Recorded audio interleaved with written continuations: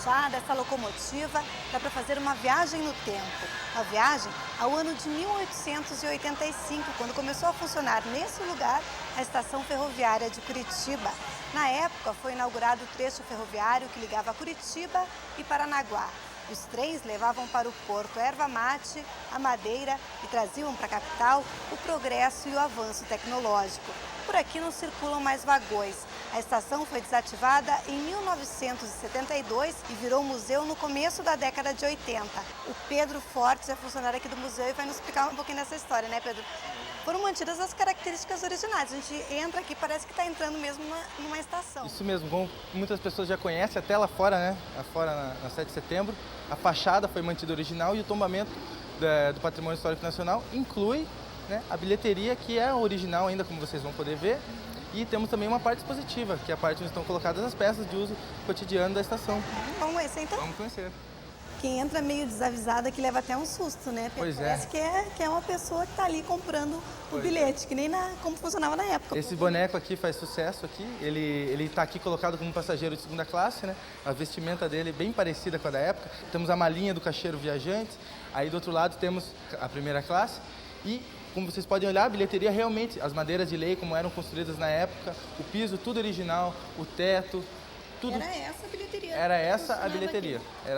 Eram por aquela porta ali que as pessoas entravam, compravam seu bilhete e se iam até o trem, pegar o seu trem para Paranaguá, São Paulo, Ponta Grossa, para onde fosse o destino.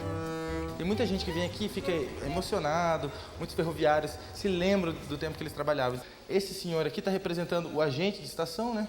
Aquele cap vermelho. Cada funçãozinha aqui dentro da estação tinha sua discriminação pelo uniforme. Então aqui a gente tem peças que eram utilizadas nessa estação. Um telefone ou um livro razão. Aquele livro razão ali tem cerca de 5.000 páginas, né? Então era o computador da estação. Fazia a contabilidade. Toda a contabilidade. Ele é escrito da primeira à última página de lápis. E uma letra que parece um desenho. Então, assim, tem coisas assim no passado que nos emocionam e nos ensinam a compreender hoje em dia que a gente só escreve com um computador, não sei o quê. Então, aqui, assim, você às vezes consegue lembrar de uma coisa que você acabou não vivendo.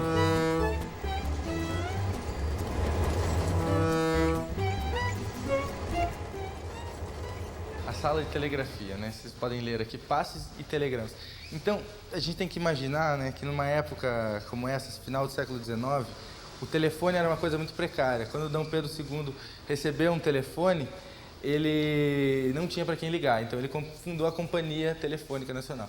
Aqui no Paraná ainda era uma coisa muito precária, então para você ter uma comunicação com a Serra do Mar, ou com o Marumbi, com a estação Marumbi, ou com qualquer outra estação Roça Nova, você tinha que fazer o uso do telégrafo. O estado do Paraná, antes da estação, ele ainda se encontrava num estado de desenvolvimento muito atrasado em relação aos outros estados do Brasil. Então aqui a gente vai ver um pouco da história da comunicação da nossa ferrovia. Aqui a gente vai ter uma biblioteca, uma pequena biblioteca, né, que foi cedido pelo acervo da extinta rede.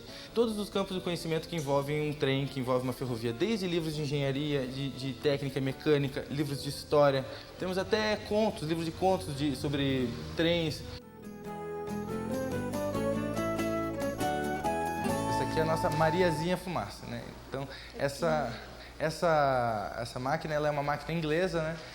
Ela era usada aqui no Paraná, em Venceslau Braz, nas minas de carvão. O trem colaborou muito para o desenvolvimento mesmo do estado. Definitivamente, de maneira precisa, porque não havia no Paraná, devido a um fato que todos conhecem, que é a muralha, né? Muitos chamam de muralha, chama Serra do Mar. Porque nesse tempo a Serra do Mar era verdadeiramente uma muralha intransponível, você só passava de burrico. Ninguém tentava fazer o caminho do Itupava mais a pé. Era uma complicação enorme, não tinha como você escoar. Por mais que você produzisse um café, você não tinha como mandar para lugar nenhum. Nem para São Paulo ou para Santa Catarina era complicadíssimo. Então, às vezes, eles mandavam para o porto e se mandava de barco para os outros estados, né? Que era muito mais viável para aquele período. Hoje em dia nós temos as estradas, isso é mais fácil, mas naquele período isso era uma inovação enorme, uma tecnologia muito grande, que na Europa já era feita há mais de 50 anos, né? O trem começou a colaborar com a erva mate e mais tarde com a madeira, né? A gente vê que tem um painel aqui também que fala do ciclo da madeira, que foi importantíssimo, né? Que tivesse esse transporte ferroviário na época. Sim, essa inovação da madeira vai ser importante em muitos aspectos, econômico, social, até territorial, né? Porque vai ser ela responsável pela nossa triste guerra do contestado, né? Porque vai ser uma guerra pela madeira, uma guerra por território, que uma multinacional chamada Southern Brazil Lumber Company vai trazer para cá e vai expulsar os colonos de suas terras para fazer a exploração da madeira.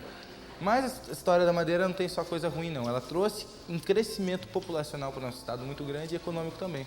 De maneira que o Paraná conseguiu se interligar com os outros estados, essa economia da retirada da madeira que já era feita há muitos séculos. A gente tem esse mostruário de madeiras brasileiras. Esse mostruário ele tem cerca de 105, 106 anos. E para que servia isso aqui? Ou seja, ele ficava aqui na estação com o intuito o comprador da madeira, né, provavelmente o estrangeiro, ia escolher a madeira por esse mostruário.